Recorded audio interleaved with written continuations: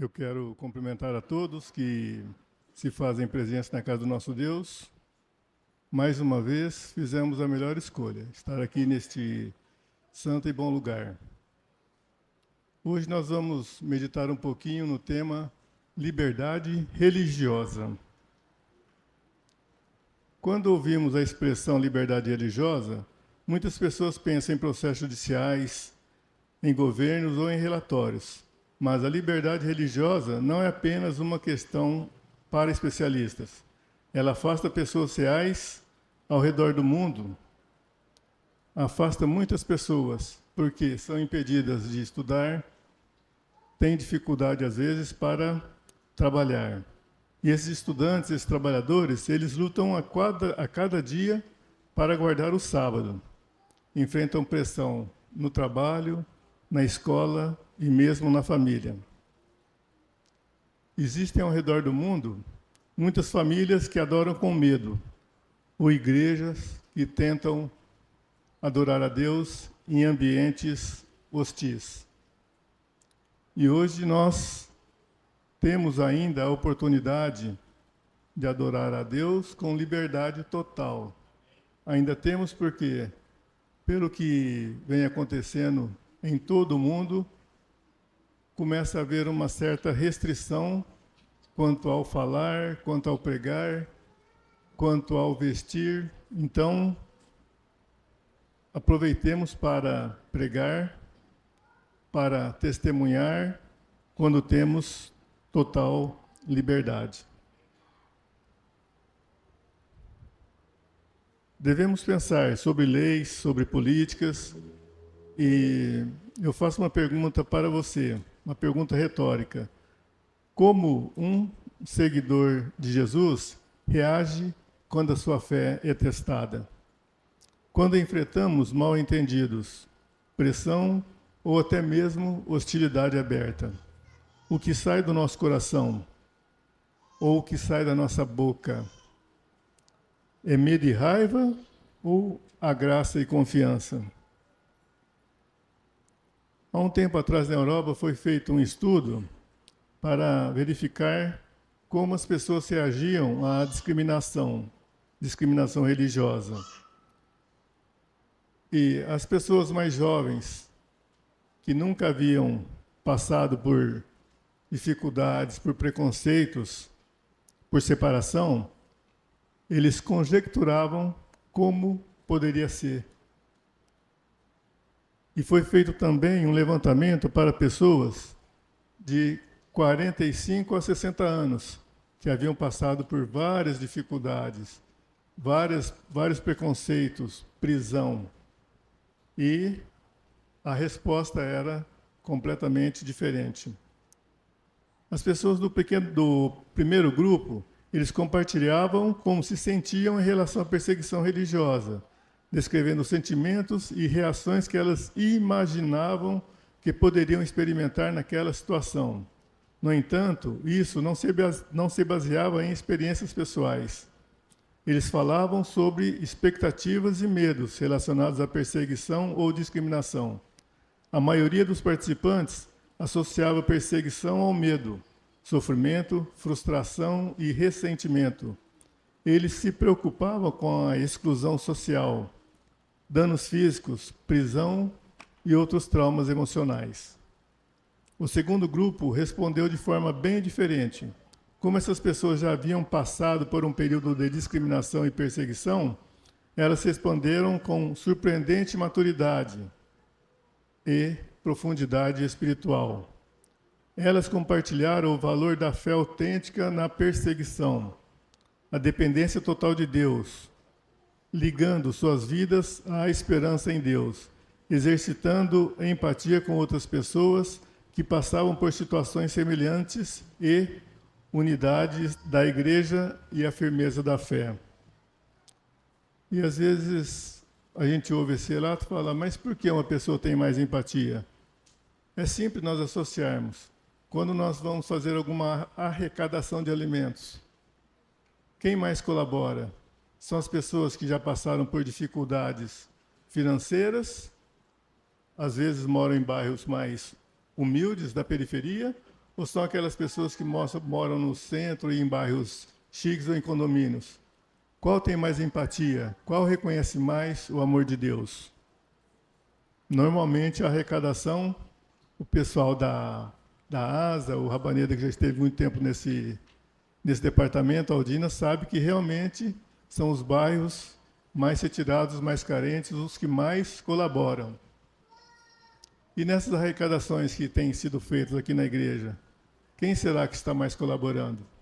Será que temos tido a liberdade para colaborar e melhorar esse termômetro, ou estamos escravos do nosso dinheiro, dos nossos valores?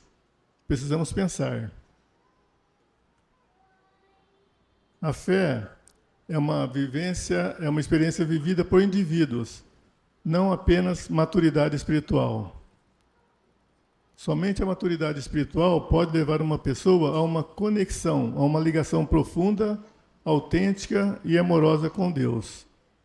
Há momentos na vida em que podemos lutar contra a injustiça e a discriminação, mas quando olhamos para trás e vemos como Deus nos guiou no passado, podemos reconhecer a sua presença em cada momento da nossa vida. A convicção de que Deus está no controle e que nada acontece fora do seu conhecimento deve encher cada um de nós de paz, calma e paciência. Nós enxergamos que o mundo está em dificuldade, mas pela experiência que nós já tivemos e vamos ter, devemos encontrar paz, calma e paciência no nosso relacionamento com Deus. A liberdade religiosa afirma que as pessoas devem ter a liberdade de escolher seu próprio caminho religioso e de expressar a sua fé em público. E também no privado, sem coerção, sem coação. Embora a liberdade religiosa seja amplamente reconhecida como um direito humano fundamental, a sua aplicação frequentemente está condicionada a muitos fatores. As legislações de vários países dizem que ela é livre, mas sofrem a influência das religiões majoritárias, as tradições culturais e filosóficas da sociedade. Então, nós temos o direito de falar, mas o nosso direito não é total. Hoje, muitas pessoas professam a religião e elas são tidas como fazendo um discurso de ódio. Se nós acreditamos na Bíblia e tudo que está nela é nossa regra de fé e vida, podemos, em algumas situações, ser taxados de pessoas que fazem discurso de ódio. No centro da compreensão cristã da liberdade religiosa está a crença de que Deus criou os seres humanos com livre arbítrio.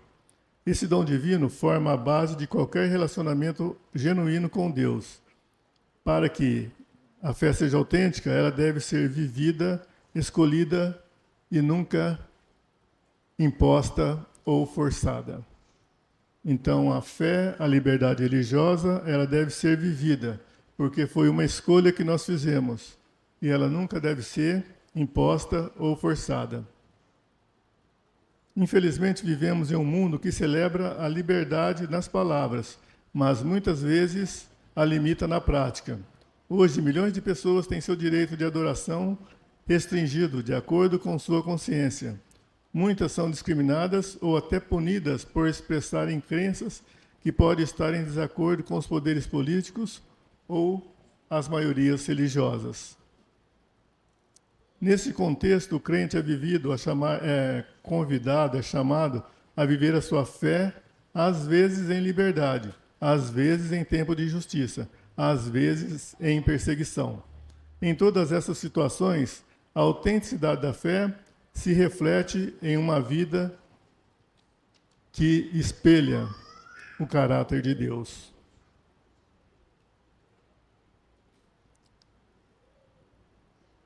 Quando pensamos nas diferentes reações à pressão experimentada, nós temos medo de um lado, profunda confiança de outro. nós somos lembrados das palavras de Jesus aos seus discípulos sobre viver e testemunhar em um mundo hostil. No Evangelho de Lucas 10:3, Jesus fala de forma simples, mas muito profunda: Eis que vos mando como cordeiro ao meio de lobos. Vamos ler então Lucas 10:3.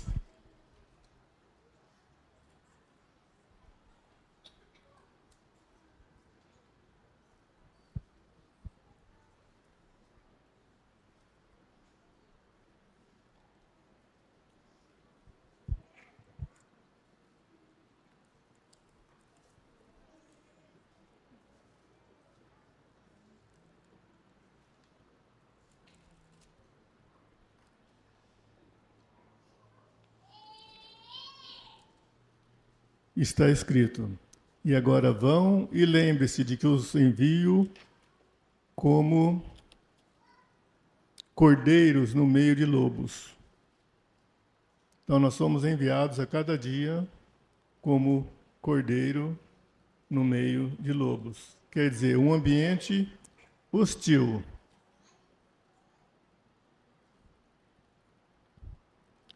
Essas palavras podem gerar muitas perguntas e desafios.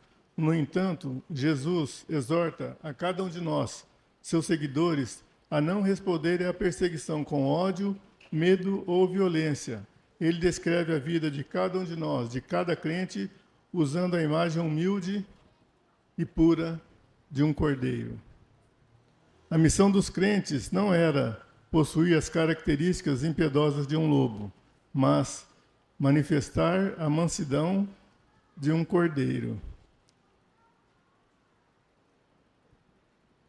Cordeiro é o símbolo da pureza, né? Símbolo da tranquilidade, símbolo da confiança. Jesus enviou seus discípulos ao mundo, 2 a 2, e confiou-lhes a responsabilidade de espalhar o Evangelho e representá-lo diante de todas as pessoas.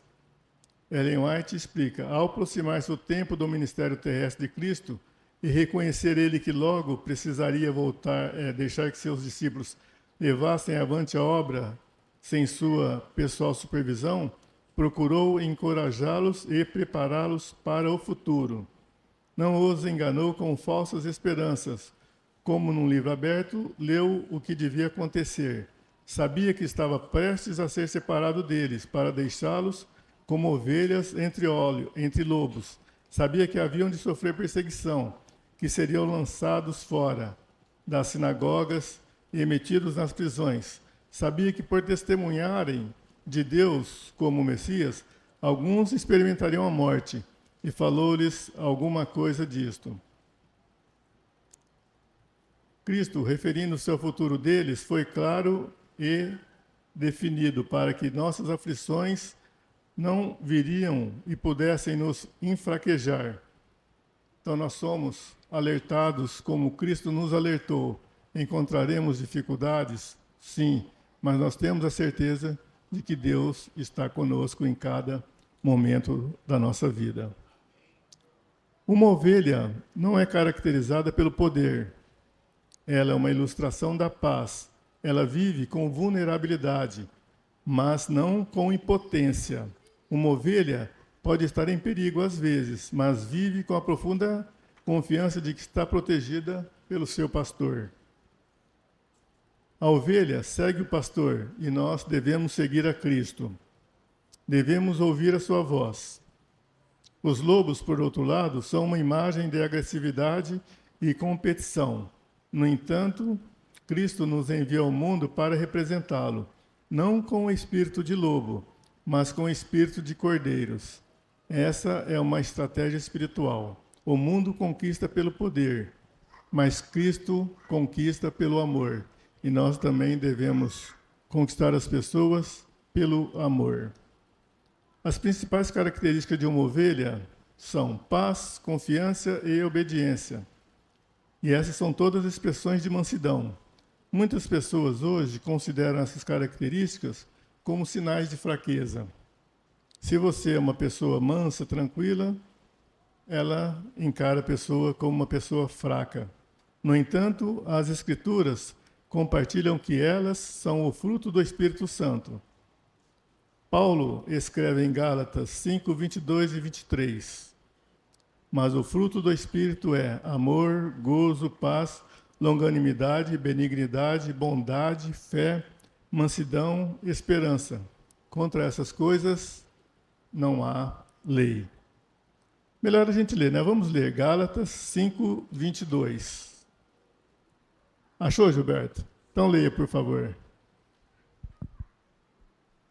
Mas o fruto do Espírito é amor, alegria, paz, longanimidade, benignidade, bondade, fidelidade, mansidão, domínio próprio. Contra estas coisas não há lei. Essas qualidades estão ligadas a uma vida profunda do crente. Quando nos comprometemos a responder com não violência, vemos que a bondade desarma a raiva, a gentileza vence a hostilidade e a fé pode resistir à perseguição. Para manter uma profunda influência espiritual e dignidade, o crente deve permanecer educado e respeitoso, mesmo quando injustiçada ou injustiçado. Quando defendemos a liberdade religiosa, devemos fazê-lo com uma combinação de verdade e amor. A defesa da verdade nunca deve usar a arma do ódio. Em toda a Escritura, o cordeiro é um símbolo de pureza, sacrifício e violência. O cordeiro sacrificial apontava para o Messias, que é o verdadeiro cumprimento do sistema cerimonial. Jesus é o Cordeiro de Deus que tira o pecado do mundo. Isso está no livro de João 1, 29. Vamos ler também, é sempre bom a gente conferir na palavra. João 1, 29.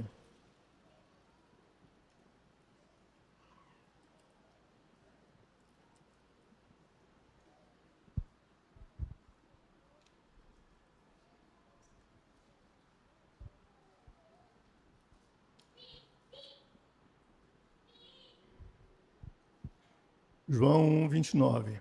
No dia seguinte, João viu Jesus caminhando em sua direção e disse: Vejam, é o Cordeiro de Deus que tira o pecado do mundo.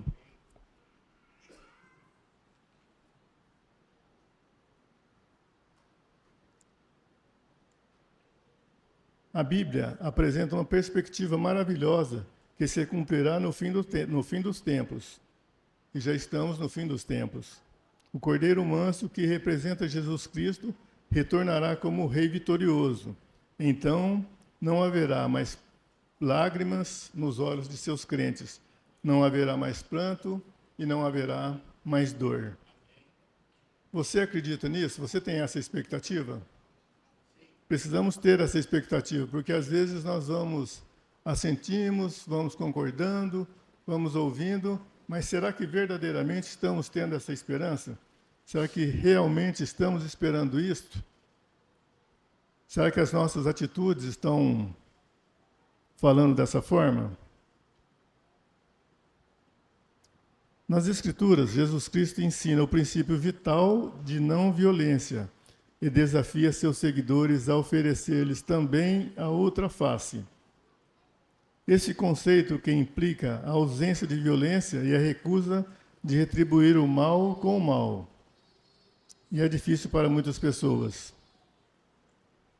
Para muitas pessoas. Eu tiro por mim, né?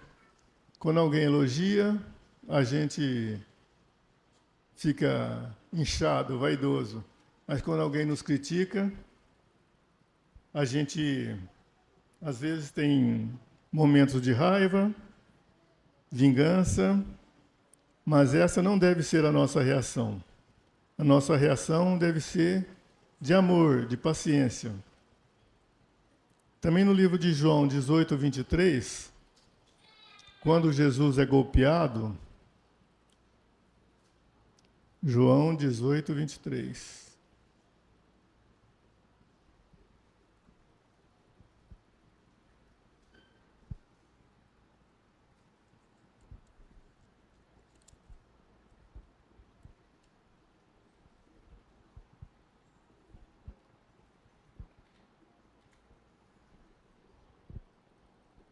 Esse é naquele episódio em que o sumo sacerdote estava interrogando Jesus e no 22 diz, João 1, 18, 22 diz, um dos guardas do templo que estava perto bateu no rosto de Jesus dizendo, isso é maneira de responder ao sumo sacerdote? E Jesus respondeu, se eu disse algo errado, prove, mas se eu digo a verdade, por que você me bate?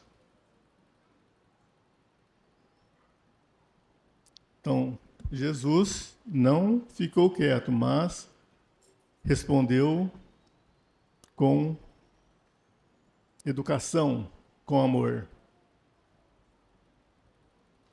À primeira vista, esses dois ensinamentos parecem contraditórios, né? Quando falamos de oferecer a outra face e não usar de violência. Mas um defende o silêncio e a submissão, e o outro mostra Jesus confrontando um comportamento injusto. Oferecer a outra face não significa aceitar o abuso como se fosse algo bom, nem nos proíbe de buscar a justiça. Significa recusar-se a participar do ciclo de violência e vingança, que sempre que houver violência, haverá vingança, é um ciclo eterno, nunca para. Essa é uma escolha consciente de não retribuir insulto com insulto, ou golpe por golpe. O apóstolo Paulo confirma isso em Romanos 12, 21. Não deixem que o mal vença vocês, mas vençam o mal com o bem. Oferecer a outra face é uma forma de viver em que o crente se recusa a fazer parte da violência ou da vingança. Em outras palavras, a mansidão cristã rejeita tanto a violência quanto o silêncio. Não respondemos ao mal com o mal, mas também não calamos a boca quando a injustiça é feita. Quer seja feita conosco, quer seja feita com o nosso semelhante. Cada dia da vida terrena do Salvador foi uma demonstração do amor de Deus pelas pessoas, até mesmo aquelas que o odiavam. Ellen White escreveu, toda a vida terrestre de Jesus foi uma manifestação desse princípio. Foi para trazer o pão da vida a seus inimigos que nosso Salvador deixou o seu lar no céu. Se bem que se amontoassem sobre ele calúnias e perseguições, desde o berço até a sepultura, estas não lhe provocaram senão expressões de um amor que perdoa. Por intermédio do profeta Isaías, ele diz, as minhas costas dou aos que me ferem, e as minhas faces aos que arrancam os cabelos. Não escondo a minha face dos que me afrontam e me cospem. Cristo foi oprimido, mas não abriu a sua boca. E através dos séculos, chega-nos da cruz do Calvário a sua oração pelos que lhe davam a morte e a mensagem de esperança ao ladrão moribundo. Em nenhum lugar esse princípio é mais profundo do que na cruz, onde Jesus ora por seus assassinos e oferece esperança ao ladrão moribundo. E hoje oferece a cada um de nós.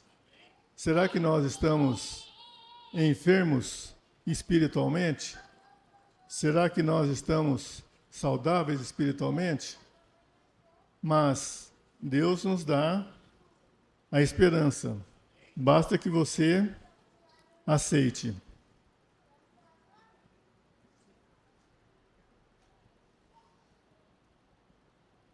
Quando Jesus é atingido por um dos guardas no templo durante seu julgamento, sua resposta não é o silêncio, é o que nós lemos lá em João 18, 23. Mas uma defesa calma e digna em nome da justiça.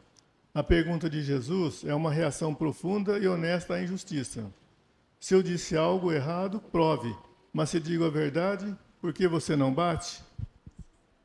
E hoje, às vezes nós estamos em algum lugar, estamos agindo corretamente, mas as pessoas fazem chacota. E qual é a nossa resposta? Agressão verbal como resposta, agressão física como resposta. Qual tem sido a sua resposta? Às vezes nós não praticamos a violência, mas no nosso íntimo, o nosso desejo é agredir a pessoa, né? Então precisamos a cada dia mantermos uma comunhão total com o nosso Cristo para Ele nos livrar desses desejos ruins. Então a pergunta de Jesus deve ecoar na nossa mente: por que está me batendo? E não só literalmente, né? Mas às vezes por palavras. A voz do amor falando por justiça. Devemos sempre pensar em como Jesus agiria. É fácil? Eu acho muito difícil mesmo. Mas temos que nos esforçar para sermos seguidores de Cristo, imitadores de Cristo. A mansidão de um crente não deve ser pura ingenuidade, passividade moral ou silêncio tímido. O crente é chamado a ser não violento, mas também a defender firmemente a verdade e a falar com amor, mesmo com seus inimigos. A ousadia cristã não é violência, nem envolve atos de agressão. É determinação sem malícia. É a capacidade de falar a verdade de uma forma que não insulte nem provoque. Jesus demonstrou esse equilíbrio em sua vida. Ele expôs a hipocrisia, mas não recorreu ao ódio. O amor de Jesus estava nas palavras que ele falava, palavras que não tinham o objetivo de destruir, mas o objetivo era unicamente de salvar. A verdade deve ser sempre dita com coragem, mas nunca com hostilidade.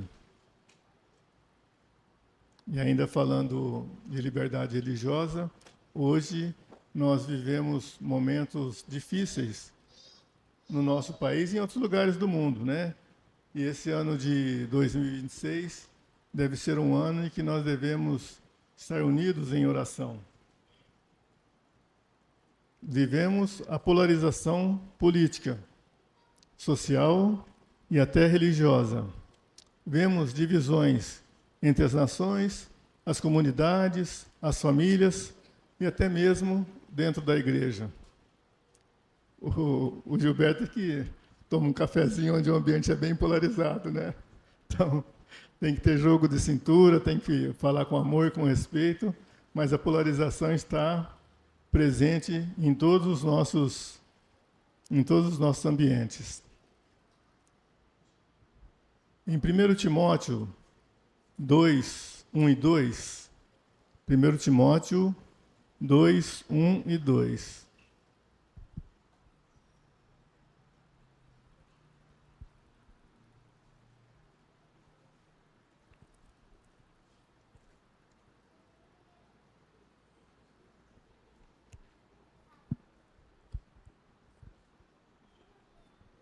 Está escrito: em primeiro lugar, recomendo que sejam feitas petições, orações, intercessões e ações de graça em favor de todos, em favor dos reis e de todos que exercem autoridade, para que tenhamos uma vida pacífica e tranquila, caracterizada por devoção e dignidade.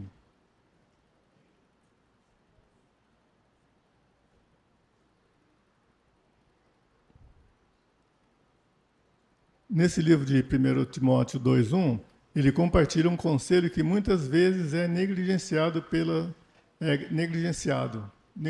por nós, né? Que é orar pelas autoridades.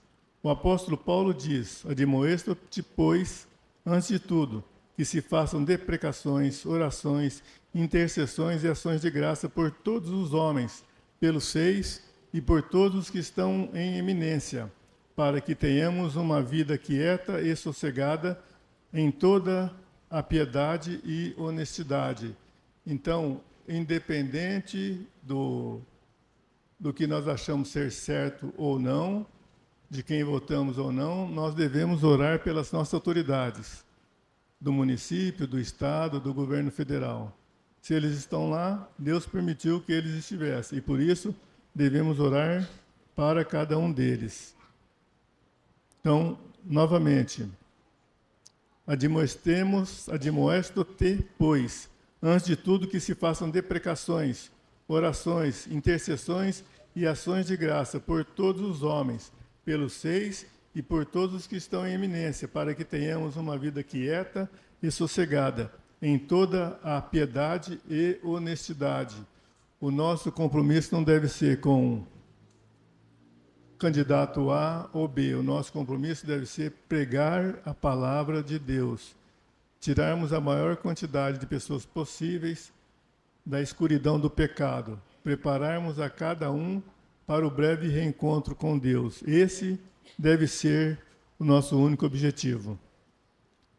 Muitos hoje podem ter dificuldades com essa ordem, especialmente quando vêm certos valores como antiéticos, violentos ou violadores dos direitos humanos e da liberdade religiosa. Mas devemos lembrar, a época em que Paulo escreveu essas palavras era um dos períodos políticos mais turbulentos da história, marcados por uma violência inimaginável. Paulo certamente não concordava com todas as ações das autoridades, mas orava por eles. Ainda assim, quer vivamos em tempos de paz ou de provação, somos lembrados de orar pelos 6, ou presidentes, ou primeiros ministros, e por todos os que exercem autoridades para que tenhamos uma vida tranquila e pacífica, com toda a piedade e dignidade. Essa é uma expressão de fé de que Deus pode influenciar as decisões daqueles que estão no poder, para que os crentes possam viver suas vidas em liberdade e em missão. Missão. Enquanto o mundo está preocupado com o ódio, a vingança e o conflito, Deus tem uma missão para seu povo. Somos chamados a apresentar a verdade de Deus com amor, a mostrar a importância do perdão e a ser fonte de paz e esperança, mesmo quando o mundo busca o contrário. Isso deve ser acompanhado de uma persistência inabalável em nossas crenças.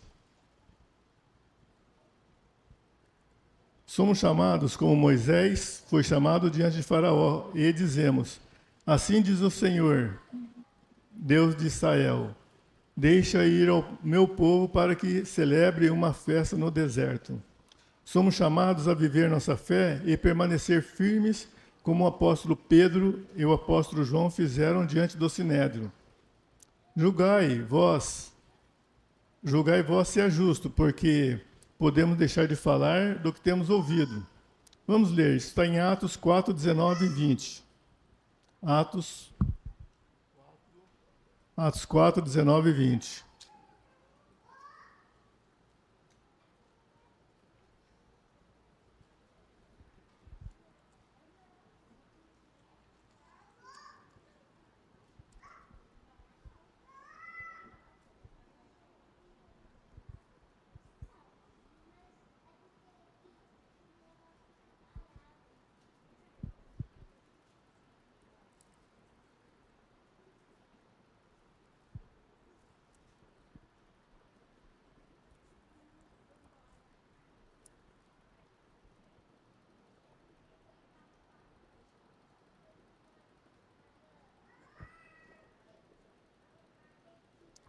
Atos 4, 19 e 20.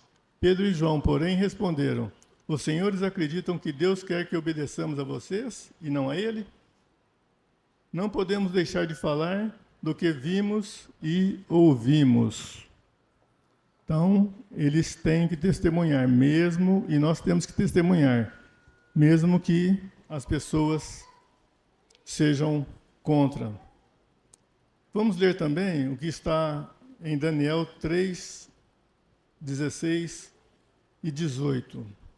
Daniel 3, 16 e 18.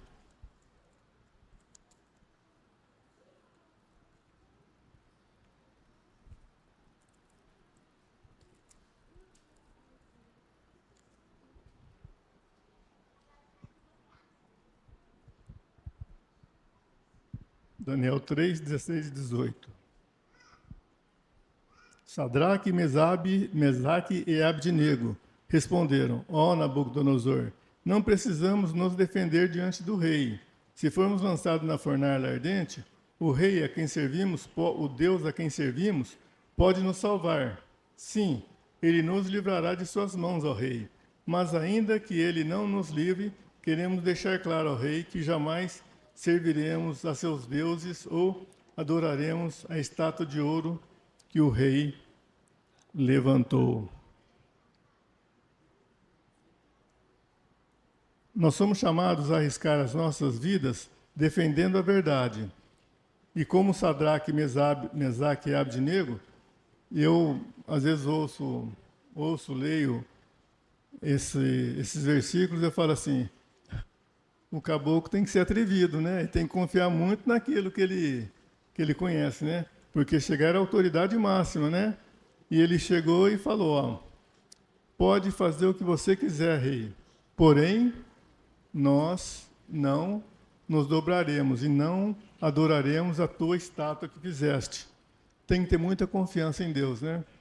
E eu penso, será que eu teria esse atrevimento, essa coragem, essa determinação? Se Deus resolver me salvar, muito bem. Se não salvar, eu já estou no lucro. Precisamos nos alicerçar a cada dia. As ovelhas e cordeiros de que fala o Salvador não atacam os lobos, mas permanecem firmes em sua integridade moral. No entanto, responder à hostilidade com gentileza, amor e esperança não é possível por meio da nossa própria força, mas unicamente por meio de uma conexão pessoal com o nosso Senhor é que nós conseguiremos estar preparados a cada dia. Em que consistia a força daqueles que, no passado, sofreram perseguição por amor a Cristo? Isso era união com Deus, união com o Espírito Santo, união com Cristo. A acusação e a perseguição têm separado muitos de seus amigos terrestres, mas nunca nos vai separar do amor de Cristo. Nunca a alma provada pela tempestade é mais encarecidamente amada por seu Salvador do que quando sofre perseguição por amor à verdade. Eu o amarei, disse Cristo, e me manifestarei a ele. Quando, por causa da verdade, o crente se acha perante os tribunais terrestres, Cristo se acha ao seu lado. Quando é encerrado entre as paredes da prisão, Cristo se lhes manifesta e com seu amor lhes anima o coração. Quando sofre a morte por amor a Cristo, o Salvador lhe diz: eles podem matar o corpo, mas não podem matar a alma. Tem de bom ânimo, eu venci o mundo.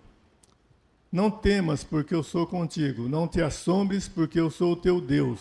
Eu te reforço e te ajudo, e te suporto e sustento com a destra da minha justiça.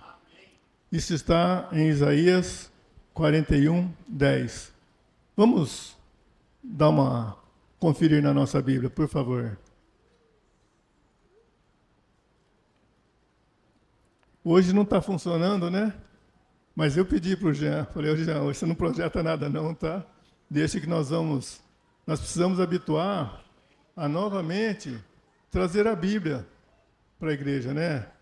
Eu tenho no celular também, mas devemos acostumar a manusear a nossa Bíblia, porque ao manusearmos a nossa Bíblia, a gente grava mais facilmente. Só que a gente vai manuseando a Bíblia e ela vai ficando toda acabadinha, né? E eu falando comigo mesmo, né? Porque eu falo muito comigo. Tinha uma querida irmã nossa que ela tinha uma Bíblia grande, mas a Bíblia dela era aquele monte de folha marcada para lá, para cá, e a capa da Bíblia, eu falo, como é que alguém deixa a Bíblia nessa situação, né? E aí eu falo assim, e eu vivo pagando a minha língua, né?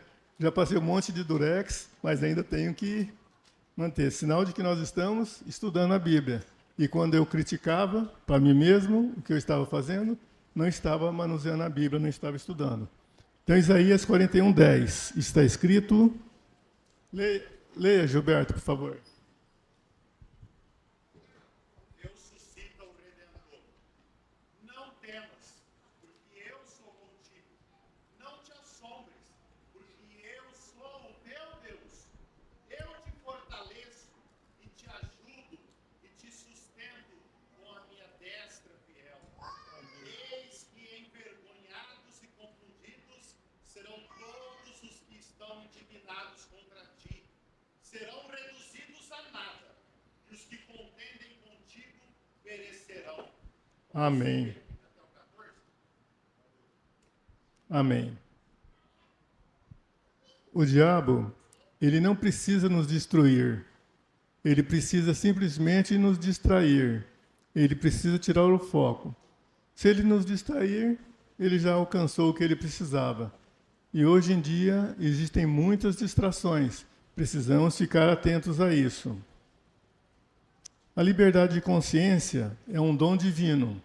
Apesar do reconhecimento da liberdade religiosa, de que é um dos direitos humanos em muitas constituições mundiais e em muitos lugares, existe também um ódio injusto contra grupos religiosos que diferem da maioria cultural ou religiosa.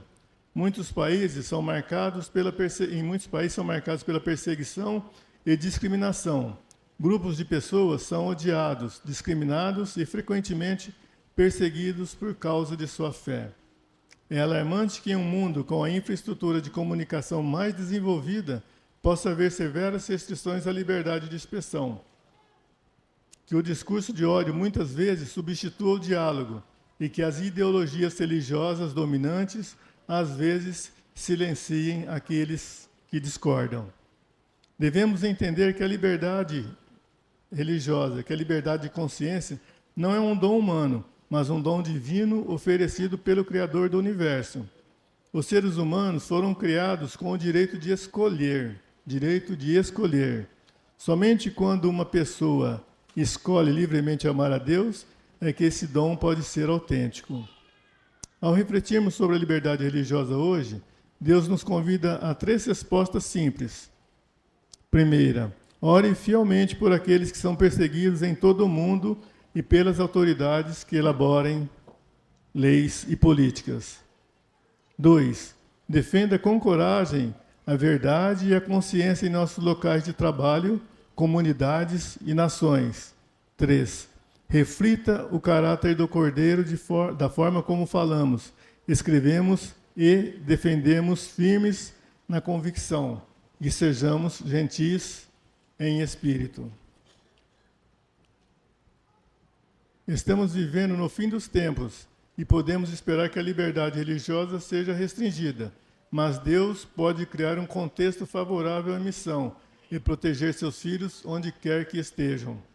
Não nos esqueçamos de que, embora vivamos em um mundo cheio de ódio e violência, somos chamados a defender a verdade em todas as situações e a compartilhar o amor e a bondade de Deus, seguindo Jesus e permitindo que Ele seja uma inspiração para cada um de nós em todos os dias.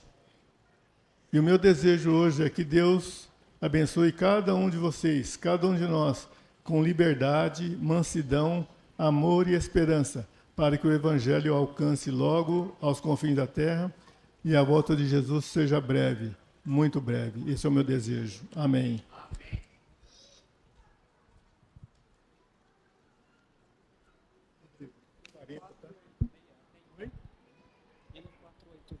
Até então.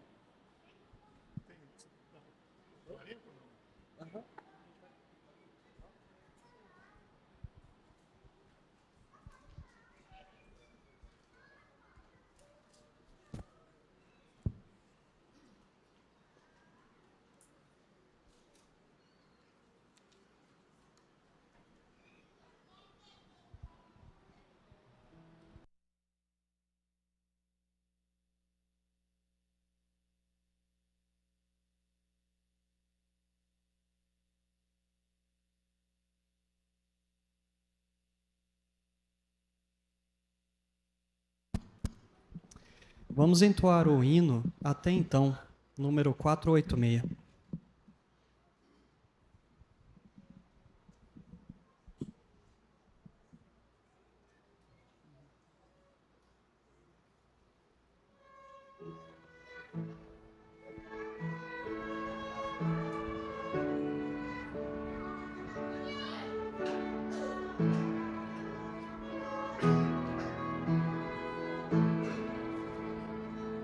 Meu coração alegre hoje canta ao relembrar que as dores cessarão. Virá o fim a este mundo escuro, meu lar será na nas terras de Sião. Até então eu seguirei cantando. Até então contente eu hei de estar, até o dia em que a cidade eu veja e ouça Deus chamar-me ao lar. A morte, a dor, não mais pavor nos trazem, pois eu bem sei que em breve findarão de todo o mal que aqui nos faz trementes ao recordar os salvos sorrirão. Até então eu seguirei cantando. Até então contente eu hei de estar, até o dia em que a cidade eu veja e ouça Deus chamar-me ao lar.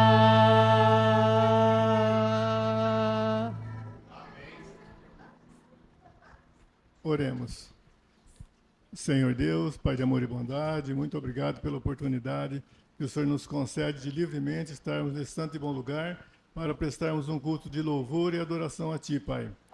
Ajuda-nos a usarmos a liberdade que temos para falar do Teu grande e misericordioso amor, que nós possamos a cada dia refletir o amor de Cristo em nossa vida, através dos nossos atos, através das nossas palavras, Pai, mas principalmente através de fazer a Tua santa e sábia vontade, Pai.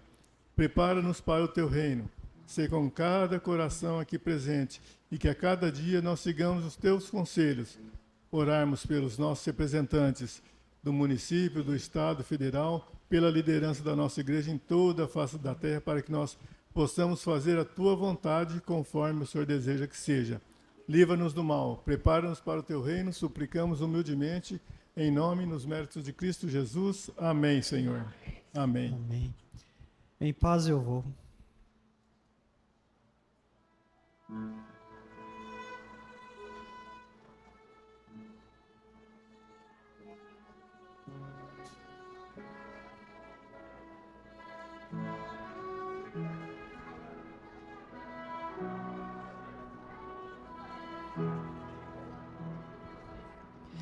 Em paz eu vou ouvir a voz de Deus.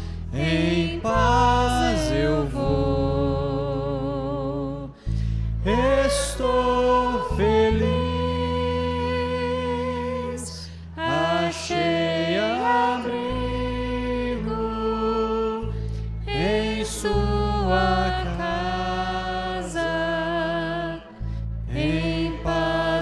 Estou com meu Jesus.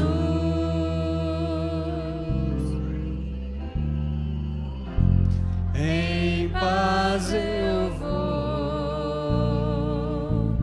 ouvir a voz de Deus. Em paz eu vou. Estou feliz,